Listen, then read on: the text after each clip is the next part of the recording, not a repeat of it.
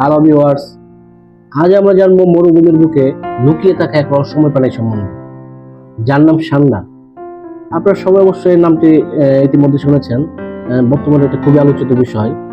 আরবরা বিশ্বাস করে এর তেলে আছে পুরুষ শক্তি বাড়ানোর গুণ। কিন্তু এই বিশ্বাস কতটা বাস্তব? ধর্ম, বিজ্ঞান আর বাস্তবতার আলোকে আজ আমরা জানবো তার উত্তর। চলুন শুরু করি। গভীর মরুভূমির বুকে এক রহস্যময় প্রাণী সান্ডা। আরবদের মধ্যে এই প্রাণীর তেল নিয়ে রয়েছে বিস্ময়কর কল্পনা ও বিশ্বাস। এই ছোট্ট প্রাণীটি সম্পর্কে অনেকের ধারণা এর তেলে রয়েছে পুরুষত্ব বৃদ্ধির গুণ।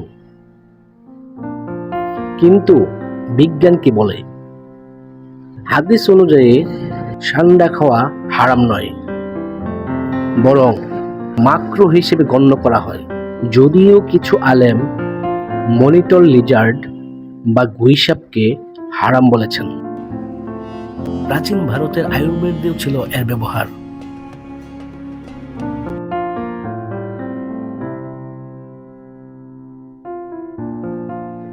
বাংলাদেশে এই প্রাণী নেই, তবুও মাঝে মাঝে শোনা যায় এর তেল অবৈধভাবে আমদানি ও বিক্রির খবর।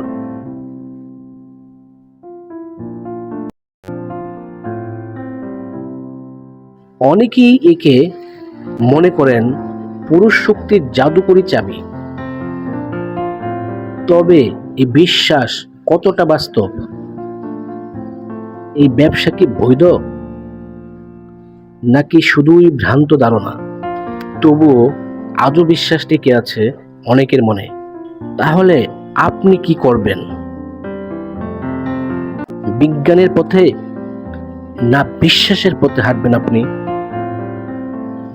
আপনি কি জানতেন এই রহস্যের কথা?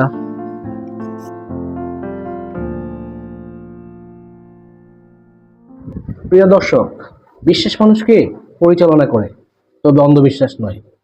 সান্ডার মতো একটি প্রাণী নিয়ে গড়ে ওঠা গল্প, বিশ্বাস আর ব্যবসা সবই কিন্তু একটি প্রশ্ন তোলে।